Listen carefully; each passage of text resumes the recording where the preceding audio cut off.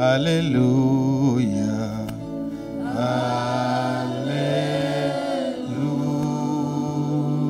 Hallelujah. Neno linasema depend on God only. The word says neno lilo linasema mtegemee Mungu peke yake. Weka tumaini lako kwa Mungu peke yake. Put your expectations on God alone. Hallelujah. Amen. Kwa nini nimesema hili neno? Why did I say this word? Sikiliza kitu kimoja. Listen to one thing. Mungu, God, ana haki ya kufanya kitu chochote. he has the right to do anything. Acha nikwambie tofauti ya Mungu na mwanadamu. Let me tell you the difference between God and a human being. Mungu, God, sikiliza hili neno la leo. Very listen important. to today's word. It's very Naomba important. usikilize kabisa hata kama dakika 10. Please just pay attention even if it's for 10 minutes. Mungu God, hafanyi vitu kwa sababu ni sahihi. he does not do things because they are right.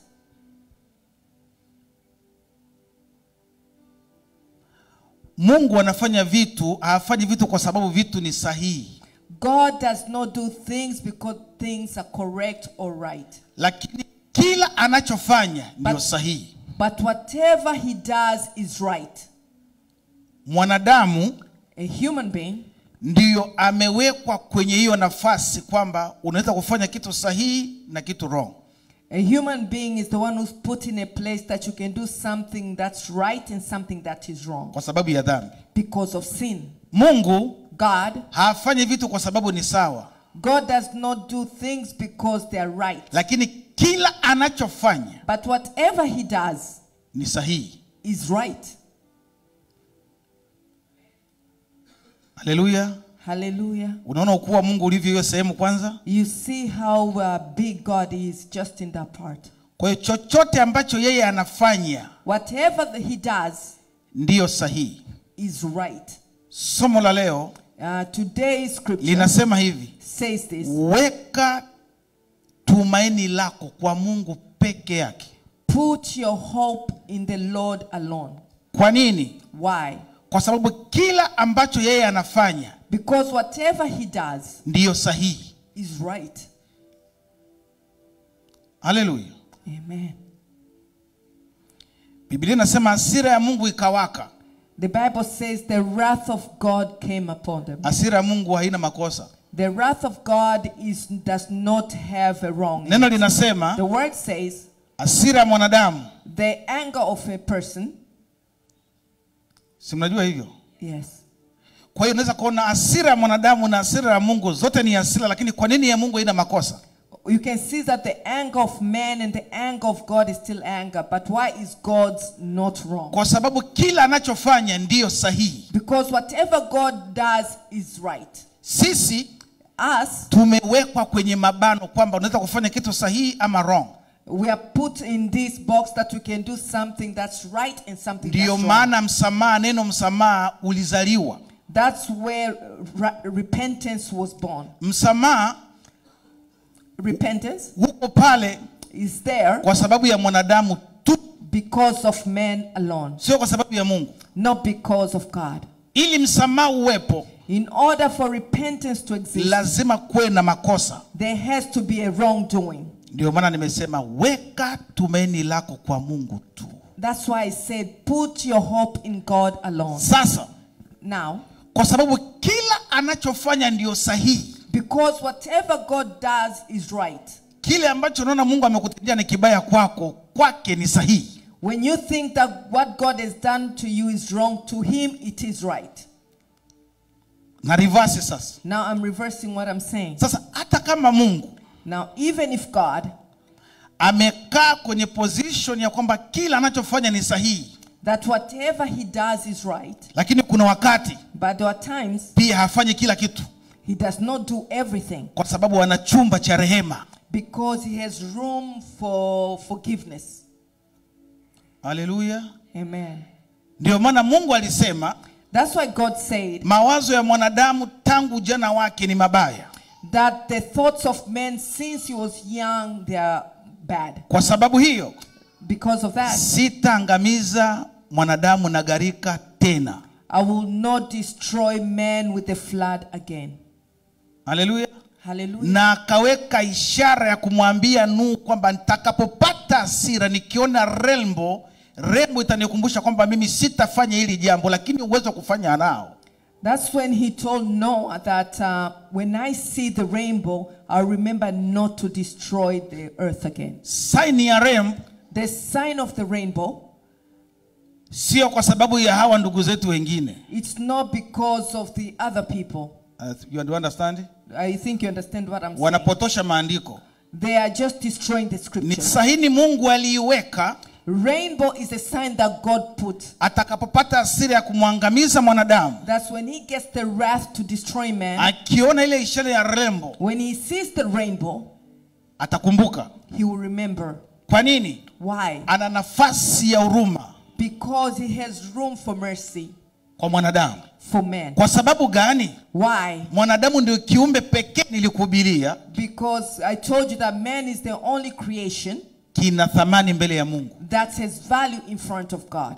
Haleluya. Hallelujah. Kwa hiyo asubuhi ya leo So this morning, nataka kusema kwamba I want to say this, tegemeo lako that your hope, weka kwa Mungu. put it to God.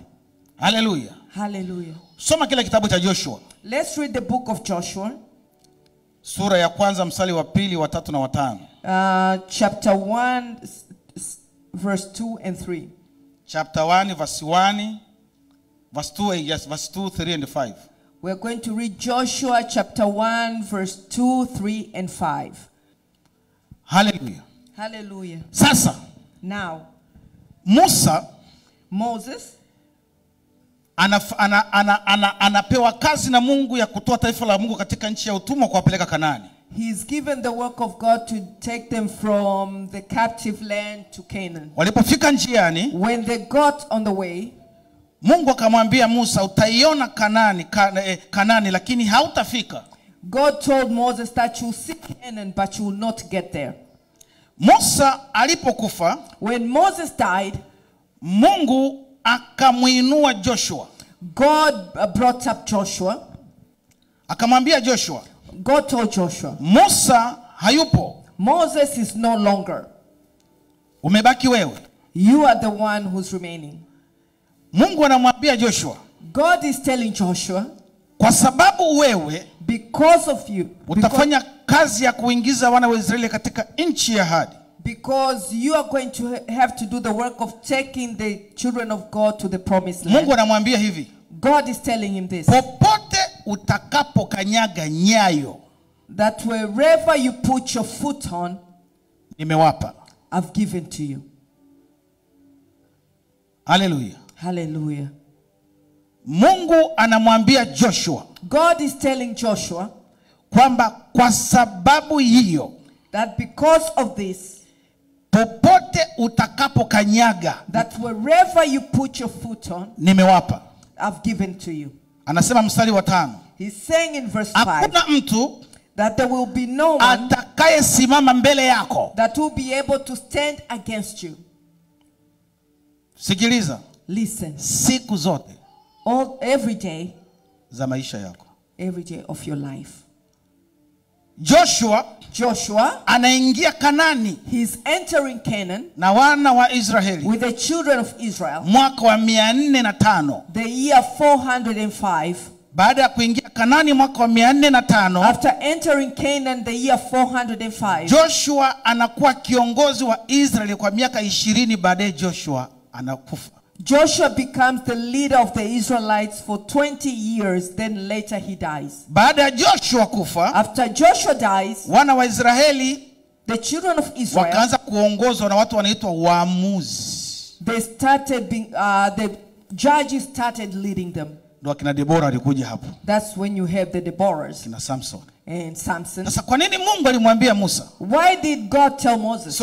Joshua, Why did God tell Joshua kwamba popote utakapokanyaga nyayo za miguu yako nimekupa, na kuna mtu atakayesimama mbele yako. Why did he tell him that wherever you put your foot, I will give it to you, and nobody will be able to stand against Na you? anamwambia usiogope, And he tells him, do not be uwe na afraid, moyo wa ushujaa. that you should be courageous. Ni kwa sababu hii It's because of this. wana wa Israeli The children of Israel, walipokuwa wanatoka kule Misri when they were leaving Egypt kuja Kanaani, to come to Canaan, Kanaani haikuwa nchi yao. Canaan was not their land. Kanaani ilikuwa nchi ya watu wengine. Canaan belonged to other people. Kulikuwa na Wakanani, They were Canaanites. kulikuwa na Wayebusi, They were, kulikuwa na Wamaleki, okay, they were Amalekites. kulikuwa na makabila mengine. There were other tribes Sasa there. Mungu anapindua, Now God is turning it over. anataka kuwatoa wale watu pale, He wants to remove those people from that wana wa land Israeli wachukue nchi hile, so the children of Israel can own the land. ili atimize andiko alilomwambia Ibrahimu. So he can fulfill the word that he gave to Kwa Abraham. hiyo upinzani ulikuwa ni mkali. So the war was really hard. Haleluya. Hallelujah. Wana wa Israeli walikutana na upinzani mkali. The children of Israel met with a lot of opposition. Haleluya. Hallelujah. Sasa Mungu anamwambia Joshua, So God is telling Joshua uwe na moyo wa ushujaa, that you should be courageous. usiogope, Do not be afraid. niko pamoja na wewe. I'm with you. Hakuna mtu There is no one. atakayesimama mbele yako. There's no one who will be able to stand against you. Wamaleki, The Malachites. Wayebusi, I don't know the Yebusi. Wayebusi, let's just go Wayebusi, Okay. Wayebusi. Wafilisti, The Philistines. hakuna atakayesimama mbele yako. No one will be able to stand Kwa against you. nini? Why? Mungu alikuwa anataka kumwambia Joshua kwamba pamoja na kwamba upinzani ni mwingi, tegemeo lako ni mimi. God was telling Joshua, even though there's great opposition, I'm your hope. Haleluya. Amen. Sikiza nikwambie, Let me tell you, akili ya mwanadamu the mind of a person, tumepewa kutumia, we are given to use it, sio kutegemea. not to depend on it. Amen. Haleluya. Hallelujah.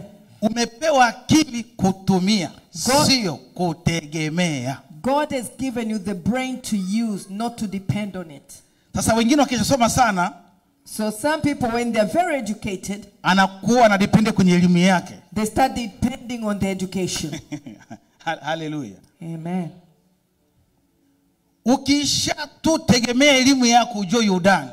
When you start depending on your education, remember that you are. Mungu anamwambia Joshua God is telling Joshua kwamba kuna atakayesimama mbele yako. that there is no one who will be able to stand against you. Tafsiri yake ni nini? What does this mean? Kwamba tegemeo lako ni mimi. That your hope is me. Anasema nini? What is God saying? Nitakuwa pamoja na wewe That I will be with you. mahali popote utakapokanyaga nyayo za miguu yako. That wherever you put your foot on. Haleluya. Hallelujah. Nataka niseme nini? What do I say? Weka tegemeo lako kwa Mungu. That put your hope in God. Kuna wakati mambo huwa ni mabaya kabisa.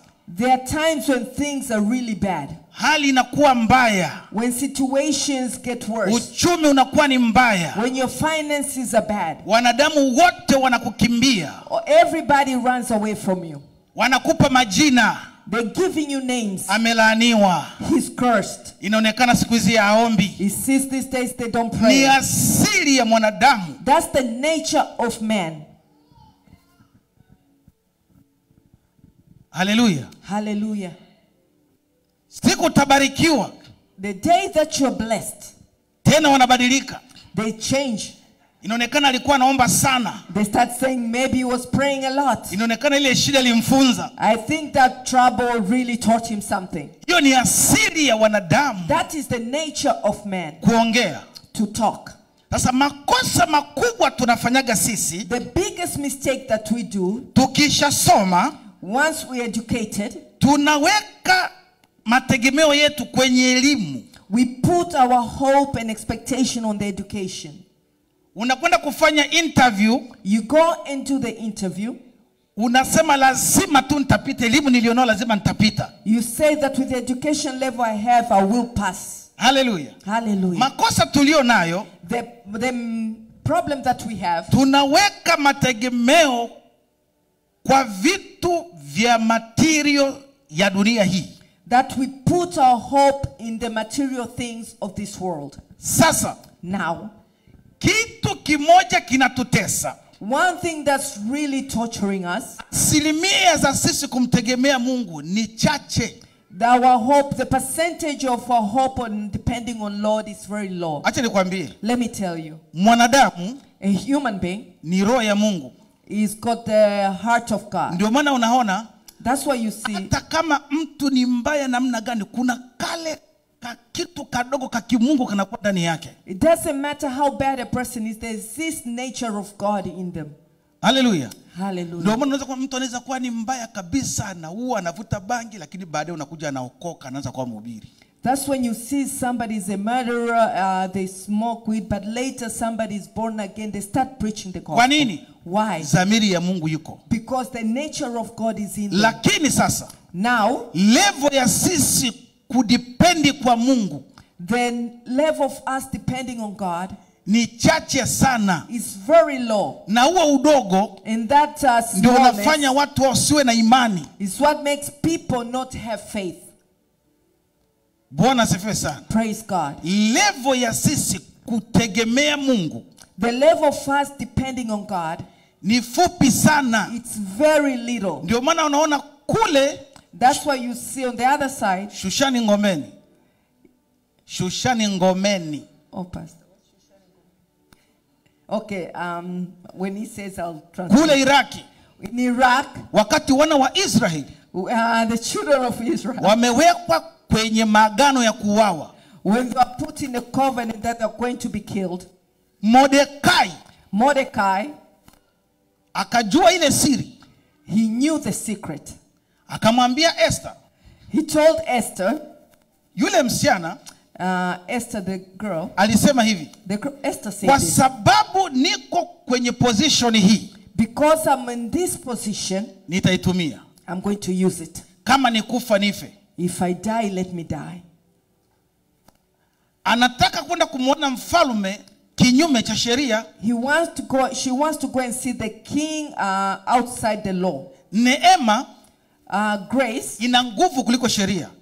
Grace has more power than the law. Ndio maana Paulo anasema That's why Paul says, hatuishi kwa sheria, we do not live by the tunaishi law. kwa neema. We live by grace. Sheria ilisema The law said, mtu akizini when somebody fornicates na mme wa mtu with somebody's husband, apigwe mawe. they should be stoned. Neema But grace, ikasema hapana, grace said no. mtu anaweza akapata msamaha wa dhambi Somebody can be forgiven the sin na asitende hilo tena. and not to repeat the same Kwa mistake. hiyo neema So grace ina nguvu kuliko sheria. has power than the Pigie Bwana law. makofi. Let's clap for the Lord. Ndio maana nakwambia asubuhi ya leo, weka tumaini lako ndani ya neema ya That's why I'm Yesu. telling you this morning, put your hope in the grace. Kwa hiyo wakamletea Yesu mwanamke aliyekuwa amezini, mwanamke na mezini na mme wa mtu. They brought Jesus a woman who sinned with somebody else's husband. Wakamwambia sheria ya Musa inasema They're saying the law of Moses says this. mtu akikamatwa When somebody's caught, lazima apigwe mawe. they have to be stoned. Wakituambie sasa, Now tell us, unajifanya ni Mungu. you saying you're God? Yesu akawaangalia, Jesus looked at them. wakasema sheria inasema lazima auawe kwa mawe.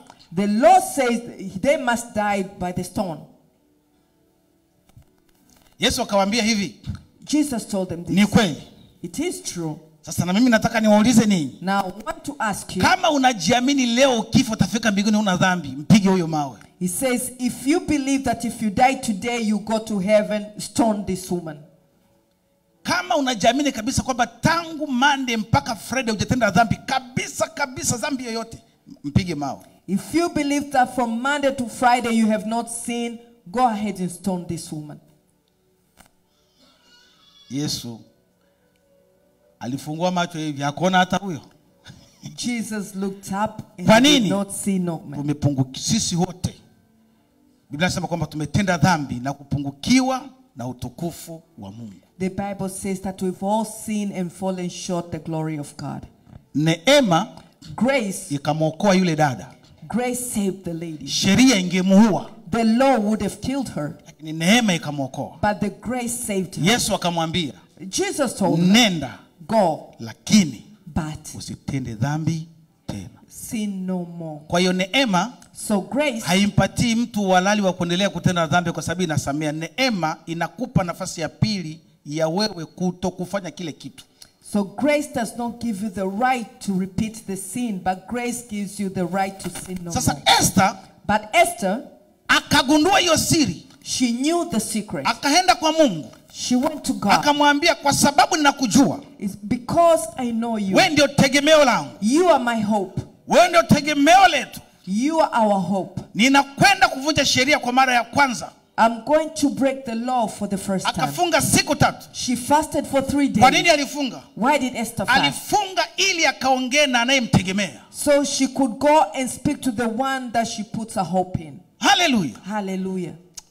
So powerful. Ndio maana waambiaga watoto wa Mungu. Sasa Esther alipotoka kule kwenye kifungo, When Esther finished the fast, akaenda kumwona mfalme. she went to see the king, Ni mfalme nani yule? Asuero. King Asuelo. Sasa Asuero alipomwona Esther, When Asuelo saw Esther, hakumwona Esther, he did not see Esther. aliona neema ya Yesu. He saw the grace over her. The grace Akasema of kama Jesus. ni kufa acha nife. She said, if he die, let me die. Kwa nini? Why? Kwa sababu alikuwa na uhakika amecommunicate na yule anayemtegemea ambaye ni Mungu. Because she was confident that she depended on the one that she put her hope in. Kuna mahali hali ikifikia, There's a time when things get to an end. huwa ni Mungu tu It's only God who can help. anaweza kuokoa. It's only God who can rescue. Asuelo alipomwona Esther, When Asuelo saw Esther, akamwambia Malkia, he said, Queen. hata kama ni nusu ya ufalme He says, even if it's half the kingdom, nitakupa. I will give it to Nataka you. niseme nini? What am I saying? Weka tumaini lako kwa Mungu. That put your hope in God. Weka tumaini lako kwa Mungu. Put your hope in God. Hata kama mambo yanakuwa ni magumu, Even when things become hard. umeanzisha kitu, ni process ya kitu chochote. Whatever that you're planning to do, Usitegemee elimu yako. do not depend on your education. Tegemea Mungu. Depend on God. Hallelujah. Hallelujah. Hata kama ni mchumba. Even if you have a fiance. Unajua kwa nini watu wafanye harusi? You know why people are not doing weddings? Matarajio yanakuwa ni mengi wa mchumba kwa mchumba. That expectations are so great between them. Yaani unaweka matarajio ndani ya mchumba wako kuliko Mungu. That you put your expectation more in your fiance than God. Alafu akikuhurt, And when they're hurting you, unaharibu vyote. you destroy everything. Na huduma unaacha. You stop the ministry. Unasema kuanzia leo sitaki mwanaume yeyote. Ni huyo, wanaume wazuri wapo. Ni huyo amekuzengua. You said, I don't want any man from today, but remember it's only that man. Some men are not like that. Kwa sababu gani? Why? Matarajio Because expectation, unaweka ndani ya mtu. you are putting them in a man. Biblia inasema hivi, The Bible says mke this, mwema a good wife anapatikana wapi? comes from the Lord. Kwa wazazi, What does the Bible say? mke mwema anatoka kwa Mungu. A good wife comes from God. Hallelujah. Hallelujah. Matarajio The expectations, yanamfanya Mungu awe kando. they make God put aside. Hallelujah. Amen. Tusome kitabu cha mwisho. Tusoma kile kitabu cha Yeremia Let's read the book of Jeremiah. 29:11. The book of Jeremiah 29 verse 11. Mstari mmoja tu. It's only one verse. Yes, let's go. Okay. Maana nayajua mawazo ninayowazia nyinyi, asema Bwana. Ni mawazo ya amani wala si ya mabaya, kuwapa ninyi tumaini siku zenu za mwisho. Hallelujah. Amen. Read in English. I'll read it in English, NIV. For I know the plans I have for you, declares the Lord. Plans to prosper you and not to harm you. Plans to give you hope in the future. Mungu anamwambia Yeremia, God is telling Jeremiah, waambie wana wa Israeli, tell the children of Israel, mawazo ninayowazia ni mawazo mema. the plans that I have for you are for Mawazo good, ya kuwafanya ninyi mstawi to make you successful kuanzia sasa from now na maisha ya baadaye. and later. wakati wote that the plans I have for them is good, ya kufanya mstawi, to make you successful, muwe na afya, to be healthy, future yenu that your future, iwe future nzuri. to have a good future. Mungu anamwambia Yeremia God is telling Jeremiah awaambie watu. to tell the children of Israel. Kwa nini? Why? Kwa sababu kila wakati Mungu anatuwazia mema. Because all the time God means well for us. Hallelujah. Hallelujah. Nataka nikuambie hata hicho ambacho unakihitaji, Even what you need, weka tumaini lako kwa Mungu. put your hope in the Lord. Weka tumaini lako kwa Mungu. Put your hope in the Lord. Sasa Now, hii ndio confusion ambayo ipo. I ndio machanganyiko alikuwa. Mungu That God hawezi kushuka cannot come down akubebe hivi, to carry you on his hand, akupeleke kwenye ofisi akupe kazi.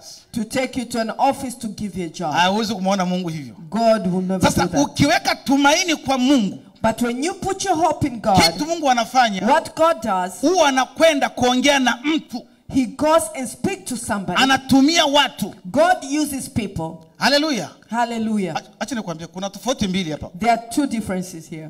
Kuna mtu There's a person anaweza kukuelewa kwa sababu ni akili, yani amekuelewa.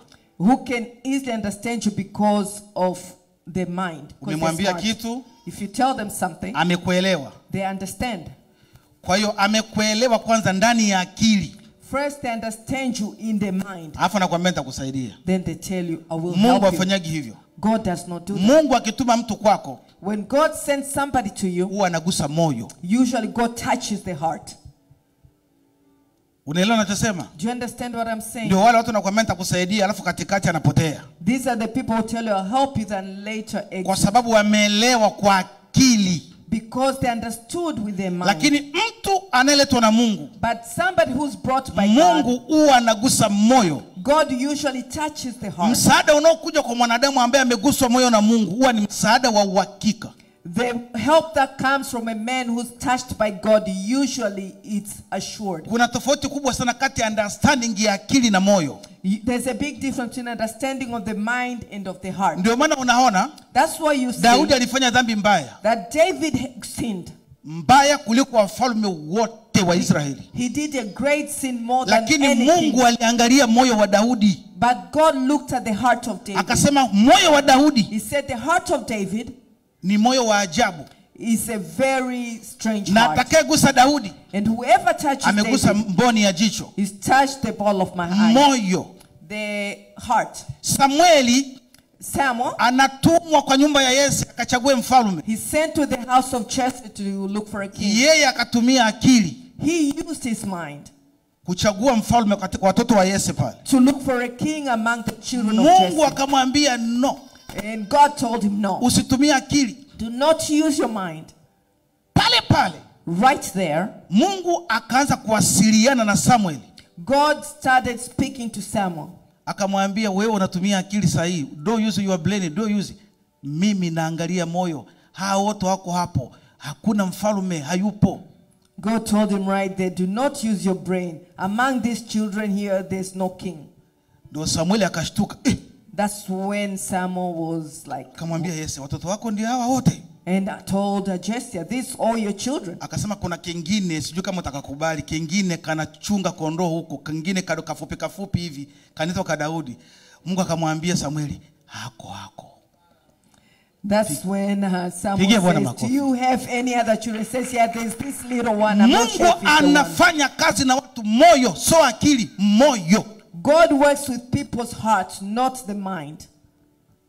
Mungu akamwambia Samueli, hawa wote nimeangalia hapo unatumia akili, lakini ndani ya moyo hakuna hata mmoja. Yule ambaye uko kule amesaulika ndio nampenda. Na mpaka leo ndio kabila limebeba Israeli. Tunasema simba wa Yuda. Unajua maana ya Yuda? Ufalme wa Yuda ni ufalme wa Daudi. Anasema kwamba nitakwenda kukalia kiti cha enzi cha baba yangu Daudi mpaka leo. Kwa nini? Moyo wa Daudi, pamoja na kwamba alikuwa ananuka mavi ya ng'ombe, mavi ya kuku, lakini Mungu aliangalia moyo.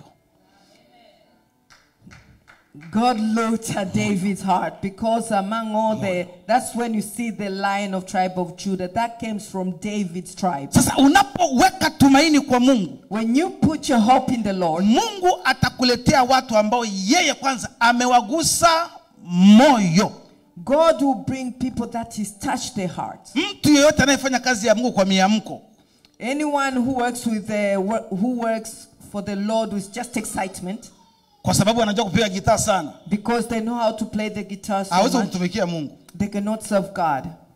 Na kutia moyo mchana wa I leo, want to encourage this napomaliza ibada hii, as I finish this weka service, tumaini lako kwa Mungu. put your hope in the Lord, Unachopitia that whatever you're sio going through, kikubwa kuliko Mungu. it's not greater than God. Unachopitia That whatever you're going sio through, kikubwa kuliko wewe. it's not greater than you. Wewe ni wa maana kuliko hicho You unachopitia. are more important than what you're going Na through. kutia moyo mchana wa I leo, want to encourage this afternoon weka tumaini lako kwa Mungu. that put your hope in the Lord. Ni Mungu tu wa kutegemewa. It's only God to depend Yeye on. huwa habadiliki. He does not change. Yeye huwa halali. He does not sleep. Yeye huwa asahau. He does not forget. Ni Mungu peke yake. It's only God. Wanadamu wanaweza kukuahidi leo The man can promise you na something kesho today, asipokee simu. and tomorrow not pick up your call. Haleluya. Hallelujah.